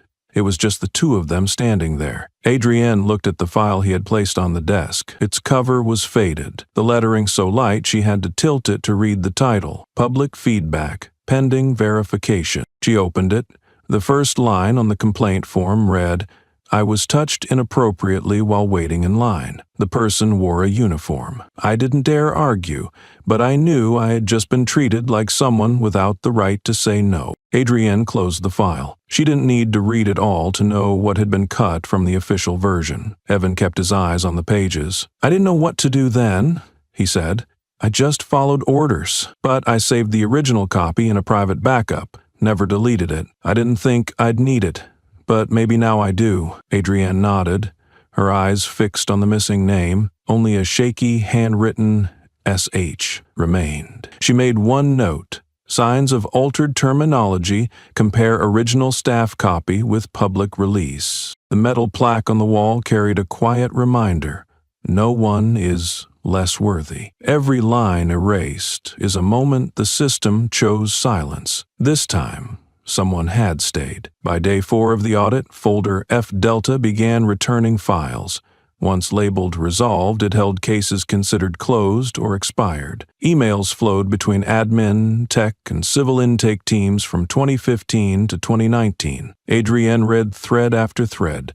Adjust case code, revise incident phrasing, standardize language, all different ways of renaming the same thing. In one message, physical harassment became ineffective communication in crowded conditions. Another suggested using emotional misjudgment instead of misconduct. Attached at the end, 37 reclassified cases, none with the word harassment, only clean phrases like misunderstanding or insufficient response. Adrienne picked up her red pen, wrote one of the terms, ineffective communication, across her notebook, then slashed through it. This is how the system shields itself, she said. We rewrite harm to protect our pride. Her assistant quietly opened the file log and created a new column. Original term replaced. On screen, the system highlighted every substitution of ineffective communication across the archive. Adrienne walked to the board by the door where a new department line had been pinned. Data can be edited, but the reason we edited it will always be our real testimony. Before leaving,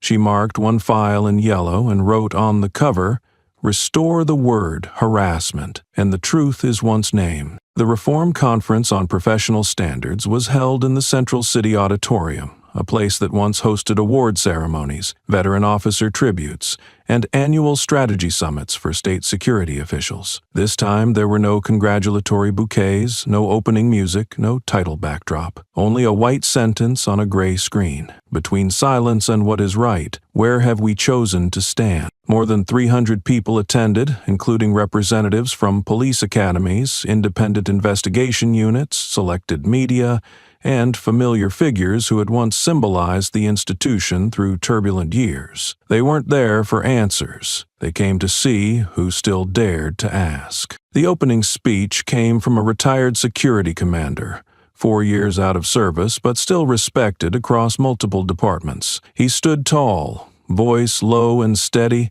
no paper in hand, no lengthy introduction needed. His presence carried the same calm authority he had once been trained to embody, principle and order. "I didn't come to apologize," he began, the microphone carrying his words evenly across the room, "and not to defend myself, but I do want to speak from the perspective of someone who has watched the system shift, piece by piece, over 3 decades." He looked directly toward the second row where Adrienne sat, His gaze didn't flinch. He continued, "I didn't do the wrong thing, I just didn't stop it." A breath caught somewhere in the hall. There was a glow from a recording device, the faint scratch of a pen on paper, but no one interrupted. I once stood near a civil stop that showed signs of misconduct. I said nothing. I thought if I spoke up, the whole unit would be shaken. I once received a report with a redacted name and thought, stability mattered more. I believed that as long as I wasn't directly wrong, I was still clean. He paused. No excuses, no softening. Just a man standing still, a mirror thick enough to reflect decades of sidestepped decisions back at those now looking on. Adrienne rose. No one introduced her. She walked to the front, hands free. The moderator reached for the microphone, but she gave a subtle shake of the head. "I appreciate the honesty," she said, her eyes fixed ahead, and the courage to avoid hiding behind words like too complex, awaiting verification, or under internal review. She stepped closer to the table, choosing not to stand behind the podium. "But I want to ask something, not to accuse, but to clarify what we still haven't named." Her voice wasn't loud, but every word landed firmly. "If one person sees another being dragged by the dress in public and turns away, who stops that hand?" A brief silence followed. Is it the system, the handbook, the absent superior, or the person standing right next to it who chose to stay still? No one answered, because in that room, everyone had once been the one standing nearby. Adrienne continued, "We used to say, I wasn't wrong, I just didn't know what to do. But the truth is, whatever kept us from acting, that's what let the wrongdoing stay." A young officer seated in the last row lowered his head, not from guilt, but from the realization that silence, long treated as a way to preserve order, had preserved nothing but the illusion of calm for those unwilling to disrupt it. Adrienne returned to her seat. She didn't applaud or lower her head, but her words landed like a closing mark, not to end the moment, but to leave a question no one else could ignore. Is doing nothing truly different from doing no wrong? That same week, a 40-page legislative draft reached the Federal Security and Justice Committee, backed by a petition of over 30,000 signatures. Its title was direct: Proposal to Define Passive Accomplice in Law Enforcement. For the first time, the law aimed not at direct abuse, but at institutional silence, where officers witness misconduct, have the power to intervene, and choose not to. The proposal stated that any officer who sees a rights violation but does not act, report, or assist will be held accountable based on the harm caused. It listed 32 cases from the past 10 years where wrongdoing happened in plain sight, yet no colleague stepped forward. Most reports ended with no reaction, no irregularities observed. At the first review session, a state delegate remarked, "This isn't a law against crime, it's a law against making crime routine." The quote spread quickly, a sign that silence would no longer go unnoticed. That night, Adrienne received the draft from a former colleague, the same one who had been behind her at the market. He included just one line: "Maybe standing nearby won't be enough anymore." She paused at a single sentence. "When everyone sees but no one speaks, every glance away becomes a trace." That phrase, once a moral warning, was now legal text. In training classrooms, that line was projected on whiteboards. One young officer said, "I used to think doing nothing meant staying safe. Now I see it might be the problem." Posters went up across precincts with one message at the bottom: reporting is duty, not reporting is complicity. And for the first time, silence was no longer neutral. It had a name. The Department of Justice inbox receives hundreds of emails every day. Most were administrative reports, meeting confirmations, or replies to official correspondence. A few were anonymous letters, some short petitions from civil organizations. But that morning, the staff handling the Messages from Citizens folder paused at one subject line. No capitalization, no punctuation, just 10 plain words. "I was like that once. Outside my school gate." The message itself was a single paragraph, with no image, no attached file, but the simplicity of its words made the reader stop. "I was 17, waiting for a friend at the school gate. when a patrol officer pulled over, stepped out, and asked, "What are you doing here? Smiling alone like that is suspicious." I told him I was waiting for someone. He told me to turn around, then looked me up and down. "Standing here all pretty like this, not afraid people will get the wrong idea?" I smiled, because I didn't know how else to react. Back then, I thought something was wrong with me. Years later, I realized the problem was him. There were no capital letters, no exclamation marks, but the email was forwarded to the Misconduct Review Division, and Adrienne was the first to read it. She didn't need further data. That single line, "I smiled because I didn't know how else to react," was enough to bring back the moment she once stood in that marketplace. Not shouting, not resisting, not reacting, because any other gesture might be labeled unclear cooperation. Adrienne flagged the message, labeled it personal credible needs follow-up, and added a short note to her internal report. Silence was once misread as agreement. 3 days later, another email arrived. Then 4 more, each from a different state: Iowa, New Mexico, Ohio, and Georgia. No photos, no lengthy statements, but all spoke of moments when no one objected because it wasn't wrong enough. One person was told to lift her hem to prove no contraband. Another was stopped outside a store due to an unusual look. Another had her hair touched while walking home with the comment, "Your shampoo smells cute." None of these incidents were ever officially recorded, but now each fragment had been sent, not to file a lawsuit, but simply to be acknowledged. For the first time, a list was created from the accounts of ordinary people. The technical team opened a dedicated folder named Stories No One Ever Asked For. Each email was encrypted, sender names blurred if requested, and content left unchanged. No analysis, no judgment, just presence. By the end of the week, there were over 80 emails. The writers included students, mothers, queer individuals, veterans,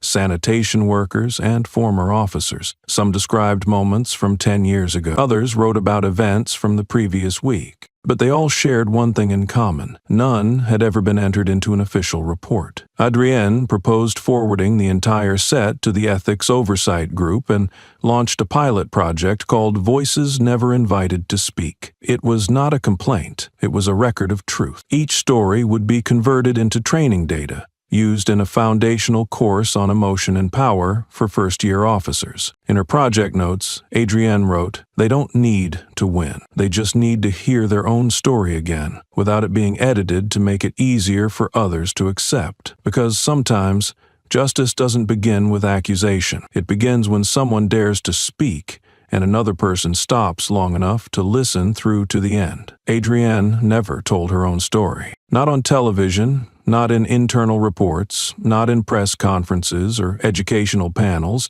She never mentioned the market, never described the eyes of the man who touched her, never used that moment as a moral milestone to strengthen her standing. Outsiders assumed she would begin every speech with her pain, then transition into the system's flaws. But she chose otherwise. She read the stories of others, one line at a time. Each morning, she opened the inbox for Stories No One Ever Asked For. She printed the entries without editing, reading them slowly, pausing on phrases like, "maybe," "I don't remember," "I might have overreacted." In those hesitations, fear was most visible. One story described being stopped for wearing black alone in the rain. Another recalled being forced to remove a hoodie for looking suspicious. The day before Congress publicly debated the passive complicity bill, she was asked to speak. No script, no time limit. They wanted her perspective on what mattered enough to become law. She entered the hearing room calmly, no notes, just her voice. "Someone once asked why I never told my own story," she began, "not because I was afraid, but because I knew it would be heard, because I hold a title." She looked toward the second row, where a woman sat clutching her purse, eyes red from rereading an old email from her daughter. "But the people whose stories I read daily have no title. They only have memory, and a question no one has fully heard." Adrienne unfolded a plain slip of paper and read, "I thought I was overreacting, but that night I sat in front of a mirror, trying to remember where his eyes had stopped on my body." She raised her gaze. "My name doesn't need to be in the law. Theirs does." One lawmaker wrote something down, The others didn't. They just watched, as if realizing some names have never been written where they belong. When Adrian stepped away, no one spoke. Some answers don't need questions to be heard. The first name mentioned didn't appear in headlines or on the walls of any grand institution. It showed up quietly, on a grayscale website with no logos, no required name fields, and just one line of text. If you've ever been treated like your existence was a nuisance, this is a place to tell it. The site, Voiceless Journal, was built by a group of former students in law, sociology, and system design, funded with their own money after watching the hearings where Adrian had delivered the final statement. They didn't wait for legislation or backing. They just opened a space where people could speak without being asked to prove anything. No judgment, no replies, just a living archive. Within 3 days, over 200 stories came in. 1/3 came from small towns without media or watchdogs. Some wrote about moments from a decade ago. Others typed while waiting at a bus stop, using the same phone they used to block the sun. Adrian didn't contribute a story, but when told about it by a former trainee, she mentioned it at an internal meeting, saying, "We live in a world where all data can be denied, but memory cannot." A week later, a mural appeared at the corner of 13th and Jackson, the site of a long-ignored detainment. No name, no artist credit, just 2 stories of black paint, and in the middle, a woman's legs standing firm. Skirt flung upward, not revealing, not screaming, just fire bursting out from beneath, swallowing the pavement in silence.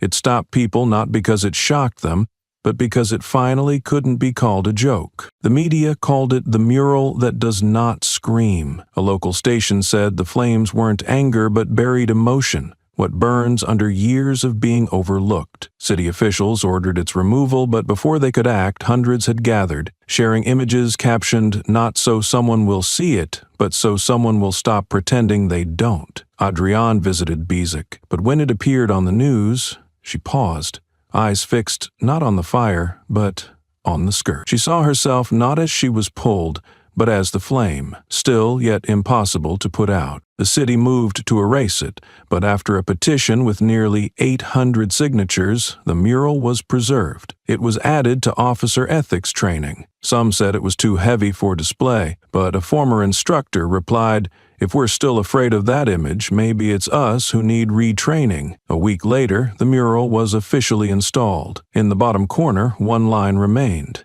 "This is not a warning.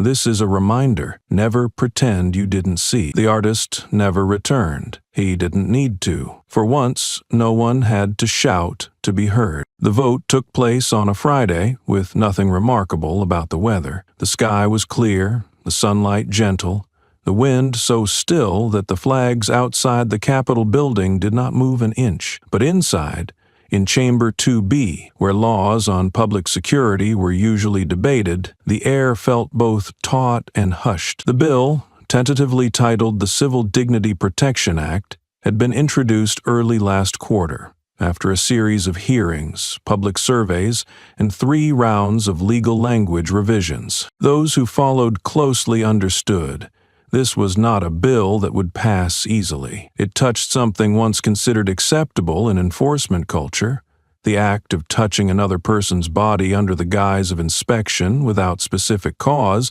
The core provision of the bill was brief and explicit. Any physical contact between law enforcement personnel and a civilian, absent a formal warrant, an immediate threat, and the presence of a neutral third-party witness shall be deemed a violation of personal dignity, regardless of whether the intent is preventive or investigative. No one publicly objected, but just before the vote, a senior legislator stood and asked to speak. His voice was not loud, but steady enough to quiet the room. Someone once said, "We do not need laws to protect what is right, but I believe if anyone has ever been touched, in silence, in public, in front of others, then we need a name, not to enshrine it, but to remind ourselves that it happened and must never happen again." He paused briefly, then added, "That is why I propose we name this law after the woman who did not need to shout, yet made the entire system stop." The name spoken was Adrienne Allen. Some nodded, some turned to their colleagues.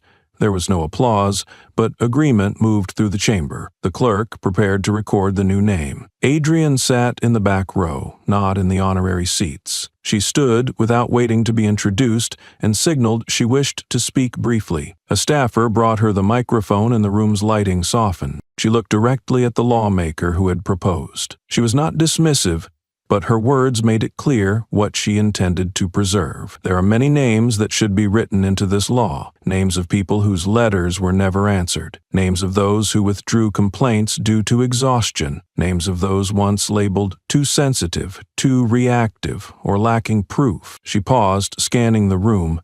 As for me, I have had the chance to speak, the right to resist, and the space to stand tall.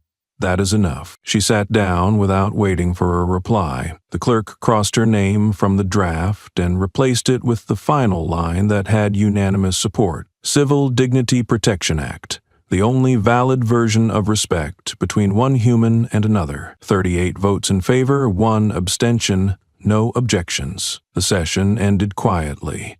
But as the legislators stepped outside, sunlight stretched in a single, unwavering beam across the Capitol steps, as if even the sun that day had chosen not to judge. Adrienne left through the side door, speaking to no press. But back at her office, she reopened the list of civilian letters submitted in the past 6 months, selected 10 at random, and wrote the same message to each. We heard you, and your story helped change this. She hit send, not expecting replies, because sometimes justice does not need a name on a plaque. It just needs the road to exist. The day before the law was officially signed, a forum was held on the campus of the State Police Academy, now the center of a new generation of officers, following a wave of reforms unprecedented in the agency's history. There were no formal round tables, no flowers, just a simple stage in the middle of the courtyard, with 3 microphones, 7 rows of chairs, and 1 large printed banner hanging at the back. From seeing to understanding. From understanding to protecting. Adrienne was invited to speak, but she didn't deliver a speech. Instead, she stood beside the mural that once brought the system to a halt, the pulled dress and the blaze rising beneath it, now permanently displayed at the Academy's main gate. She said nothing about herself or the clauses in the new law. She repeated 1 line to nearly 100 recruits, their uniforms still crisp from the first wash. I don't need a day to be remembered. I need you not to forget, every day, what once happened. No one clapped. They hadn't come to applaud. They came to listen and carry out what was given. 1 tall recruit, with loose-cropped hair, looked up at the text beneath the mural. He repeated the line silently. This is not a warning. This is a reminder. Never pretend you didn't see. He didn't write it down, but back in his room he taped it to his bathroom mirror. Not to memorize it, but to see it each morning before wearing the uniform that once symbolized control and now demanded restraint. The day the law was signed, there was no ceremony. No live broadcast. The official copy was sent to all enforcement agencies, training academies, and civil groups that contributed to its drafting. The law's name, after many suggestions involving people, places, and events, remained as first proposed. Public Dignity Protection Act. No embellishment, no named tribute, no marks of those who spoke in chambers, wrote thousands of words, or sent quiet but deep letters. What remained was this: actions once dismissed as minor, a misunderstanding, or accidental oversteps would now be named in legal language, with penalties, oversight obligations, and witness duties attached. On the final page of the internal memo from the Department of Justice, a non-mandatory appendix appeared. All agencies received it. Many pinned it to their boards. It quoted a line once spoken before the chamber, not for credit, but to draw a boundary. I once thought silence was safety. I was wrong. What we fail to stop is what we keep. No author was listed. That was intentional. On the east side of the State Police Academy campus, a new building opened quietly, drawing little attention. There was no grand inauguration, no gold-letter signage, just a small plaque hanging by the gate. Ethical Response Training Department Pilot Model. This was part of a new trial initiative launched after the Civil Dignity Protection Act officially took effect. It was not meant to replace existing training programs, but to add a layer, a thin yet necessary one, on top of the hardened shell of tactical and procedural instruction. The program was not built around legal definitions of right and wrong, but around a simpler question. What does one do when standing near something that should not be happening? In one class, the instructor played a silent video with no captions. It showed a patrol officer speaking to a teenager standing outside a convenience store. The boy looked down, clutched his backpack strap, and then slowly sat on the sidewalk. The officer never used force, but the boy sat as if he were being punished. The instructor did not ask who was right or wrong. He asked, if you were standing there, beside them, what would you do? Most students were quiet. One said, I would wait for more information. Another wrote, I would not interfere in something unclear. But a young woman in the third row wrote something shorter. I would step closer so that person doesn't feel like they're the only one being looked down on. Her name was Maya, 19 years old. Away from home for the first time. She did not know much about law, but she remembered vividly watching a friend get her hair pulled in the schoolyard and staying silent, afraid she might be next. She had never been strip-searched or pulled over for her skirt on the street, but she had bitten her lip when someone called her friend a loud, brown-skinned girl, and everyone else just laughed it off. That night, back in her dorm room, Maya opened the small journal she always kept with her, where she jotted down brief notes to herself, not for any purpose, just to remember. Under the desk lamp, she wrote one more line in deep blue ink. If there's a next time, I won't stay quiet. She had not planned to share it, but a few weeks later, when asked to write a single sentence about what you think you'll change after leaving the academy, she chose that exact line, unchanged, and read it aloud to the class. The room stayed quiet. No one clapped, but the instructor, who had trained the first 3 cohorts, wrote in his report, ethical instinct isn't taught by command. It comes from remembering when we turned away and choosing not to next time. At the East Wing, nothing changed on the surface. No banners, no slogans. But trainees were now reminded, how you look at someone defines how you see justice. Some students began to understand, not with arguments, but through quiet, handwritten lines of reflection. That night, local TV replayed Adrienne Allen's interview. No music, just her calm voice. Some acts don't break bones, but they leave a mark on dignity. What's stolen isn't always safety, but the feeling of being fully human. The clip ended with her words. It starts small, a glance, a joke, a touch.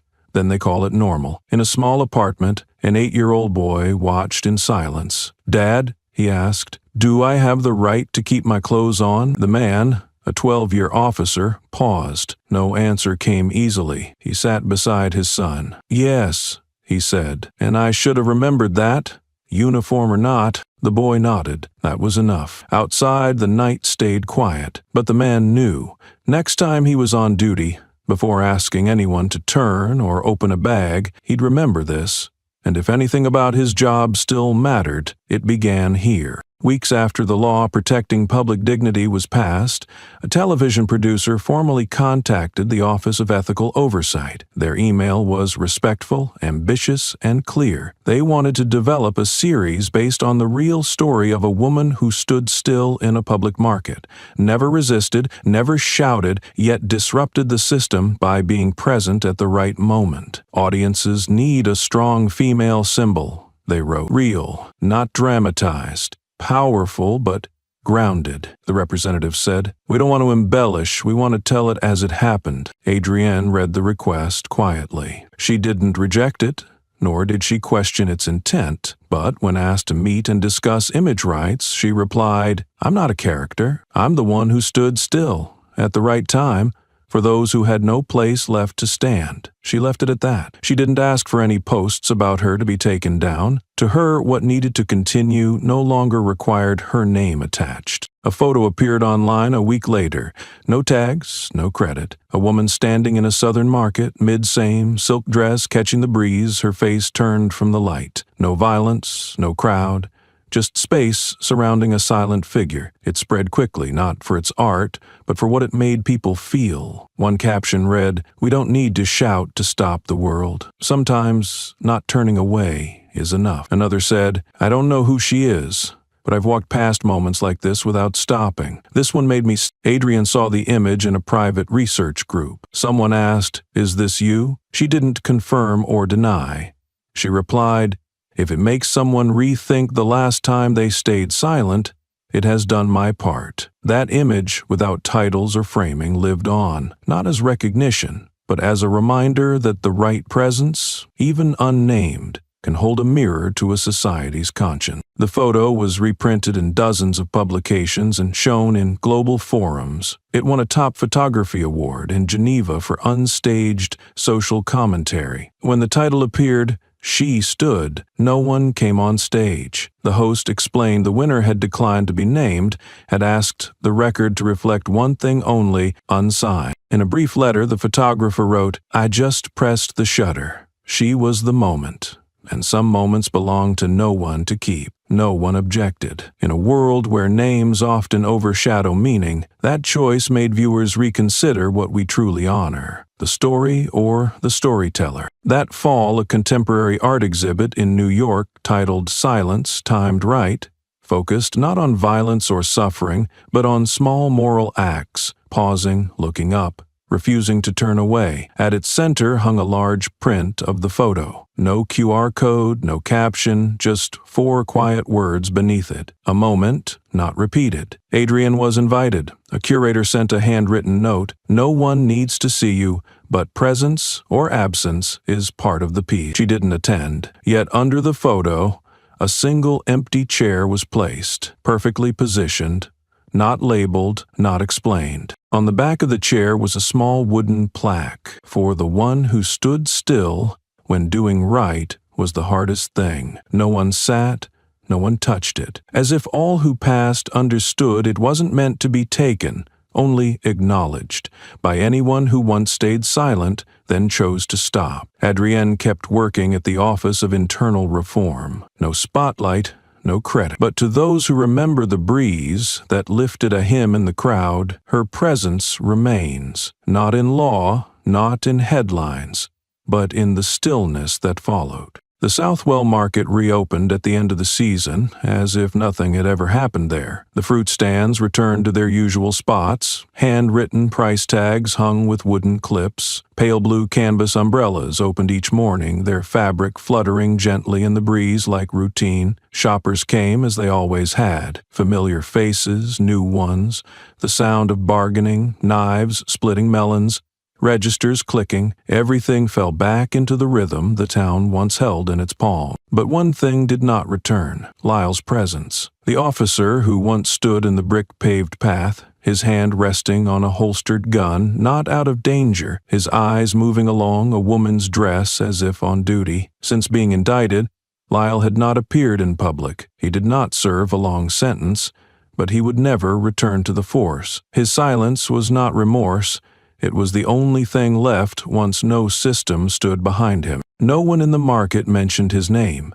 No monuments, no vandalism. When someone new asked, "Who used to run that fruit stall?" people simply answered, "It's someone else now." No one cursed him, but no one seemed to remember him fondly. Lyle became a name erased not by force, but by the quiet refusal to give him a place again. One Saturday morning, under soft sunlight, a young mother walked through the market with her son. He was about 7, holding a crispy baguette, eyes wide with curiosity, as though walking through a story he had never fully heard. Near the left turn, where it all once happened, he looked up and asked, "Why does no one laugh over there, Mom?" She hesitated. The question wasn't loud or bitter, just an innocent observation from a child sensitive enough to notice the air. She followed his gaze. It was true. The vendors in that corner spoke less. They handed goods, counted change, and nodded, but they didn't joke or call out like in other rows. People walking by moved quicker, browsed less, and asked fewer questions. After a pause, she bent to adjust his hat and answered slowly, "Because something used to happen there that people thought was normal. Now they know it shouldn't have been. The boy asked nothing more, but kept his eyes on the old bricks, as if trying to picture what had touched that place so deeply that it changed the way people stood, the way they looked, even without signs or warnings. A man walking past heard the answer and nodded toward the mother. Nothing else was said, but in that quiet, something settled, that even if everything had returned to place, what happened once would always remain, not as punishment, but as a reminder. Normal does not mean right, and some places are rebuilt not with cement, but with the decision never to look away again. That night, the boy told his father, "Mom said some places made people sad, so they don't laugh too quickly anymore." And his father, a man who had never been to that market, just nodded, murmuring more to himself than to anyone else, "That might be better than an apology." The boy's eyes were still fixed on the corner of the market. The stalls were open, baskets of apples lined in perfect diagonal rows, but between them was something harder to define, something unseen, untouchable, unnamed, yet present. The mother stood beside him, looking too. The wind lifted the sleeve of her shirt, carrying the scent of sun-warmed fabric. She didn't need time to answer the boy's question. She had asked it herself long ago, back in school, watching a friend get scolded as shameless just for wearing a red dress to class. Back then, she had laughed with the others, not loudly, but enough to make her later wish she had simply stayed quiet. She leaned down, met her son's eyes, and said quietly, "One day you'll realize laughter can be what you regret most." He nodded, not fully grasping the meaning, but sensing it mattered. It was like being handed something important to protect, even without knowing when it would be needed. An older man nearby looked up from arranging vegetables. He didn't speak, but gave a slow nod toward the boy. The mother nodded back. They didn't know each other, but both understood where someone was once shamed. Acknowledging it meant something. Silence no longer meant no one saw. A young man walking past noticed the moment. He didn't know the context, but he saw the nods, the stillness. He slowed down, glanced back. Maybe next time, if something felt off, he wouldn't keep walking. Wrongdoing, left unchallenged, becomes routine. But sometimes, small acts, a glance, a nod, a pause, shift that routine. Adrian once said, "I don't need heroes, I need someone willing to stop, right when it matters." As the mother and son left the market, the boy looked back at the tiled path. He didn't know who the woman had been or what exactly happened that day, but maybe, when his moment comes, he'll remember. One person seeing is enough for someone else to stop pretending not to. It was a Monday morning at a middle school in the western suburbs. The sun had not fully risen, and soft light filtered through the classroom windows, spilling gently onto the wooden floor. The third period of the day opened with a topic rarely seen on the schedule: personal body rights. The teacher, named Elena, was around 35. Slender, with a warm, low voice. She didn't walk in with a thick lesson plan or colorful illustration. Instead, she brought a small projector and a black and white photograph, its contrast softened, just blurry enough to blur the details, yet clear enough to make viewers pause longer than usual. The image appeared in the dim light cast on the white front wall of the classroom. It showed a street market corner, no faces clear, the woman's face shadowed, but her skirt being lifted was visible. And more than that, there was the woman's gaze, direct, unwavering, aimed straight at whoever held the camera. No one spoke right away. The eighth graders sat quietly, a few straightened in their seats, some furrowed brows, others glanced at each other, then looked back. But no one laughed. Alina stepped closer to the screen. Offering no background, no name, no legal framework. She simply let 10 seconds pass, long enough to feel the silence in the image, then turned to the class. "I don't need you to name the photo," she said. "I just want to ask one thing, and I want you to keep your answer to yourself." She turned to the image again, pointing at the woman's eyes. "If that happened in front of you, if someone were hurt like that, in public, while everyone else could walk away, what would you do?" The room softened. Some eyes dropped to their desks. Others stayed fixed on the picture. A boy at the back gripped his pencil tightly.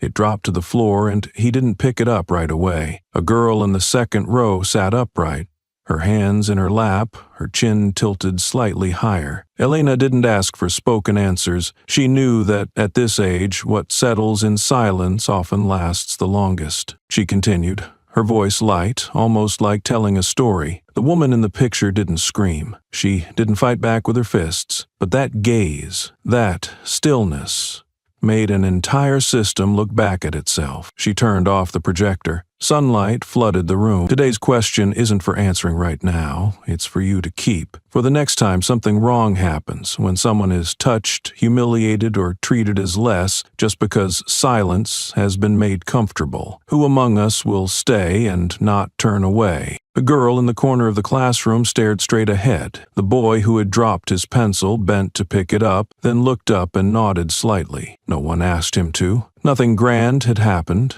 But somewhere in that quiet room, a decision had been made. The story had begun with silence. But it would not end there. It would end with a generation that understood the right to be untouched was not only written in law, but chosen again and again, in small moments and steady eyes that refused to turn away. Some names will never appear in history books, but their eyes and the moments they chose to stand still will live on sidewalks and markets and classrooms. Wherever someone once thought, I can't do anything, the classroom remained quiet. The image was gone from the screen, but its gaze lingered, printed on the air, in hesitant breaths and quiet thoughts, awakening to a lesson no textbook ever asked. When do you choose to stay? Miss Elena gave them time. She let the silence carry its weight. Then one hand rose, calm but certain. It belonged to a girl in the 4th row, with her hair tied up and a pale yellow sweater. Her voice was soft but clear. I don't know who will do it, but if I were there, I wouldn't walk away. Heads turned. No one laughed. It wasn't bold. It wasn't idealistic. It was real, a reflex long lost in a world trained to look away. The teacher smiled, not with pride, but with quiet affirmation. That's enough, she said gently. No applause followed. None was needed. One honest voice from a child was enough to show something was shifting, from silence to choice. Later that day, with the class empty, she looked again at the photo on her desk. A breeze stirred the paper, blurring the skirt slightly, but not the gaze, which stayed steady. She didn't know who the woman was, but she knew the look wasn't meant for interviews. It was a message for those who came after. Today, a child had heard it. The story didn't end with a verdict or a speech. It didn't need to, because when a 12-year-old girl can say, I won't walk away, it means a new generation is ready, not from theory, but because they've begun to understand what silence costs. And justice sometimes lives in nothing more than an unwavering gaze and a quiet voice saying, that's enough. There is no commemorative day chosen to say her name in schoolyards, boardrooms, or year-end news reports. But somewhere, in a quiet classroom, an old market corner, a hallway passed through in silence, or a glance that held for a second too long, people have begun to understand. Some things are not remembered because they were grand, but because they came at the right moment. She did not demand justice. She simply stood still, so that those who once turned away would have to stop. And because of that, when someone is harmed in public, in full view of others, there will be at least one person who understands. Silence is no longer the safe choice. Justice, after all, does not begin with a verdict. It begins the moment someone, no matter how small, no matter how alone, chooses not to turn away, and that is enough to begin.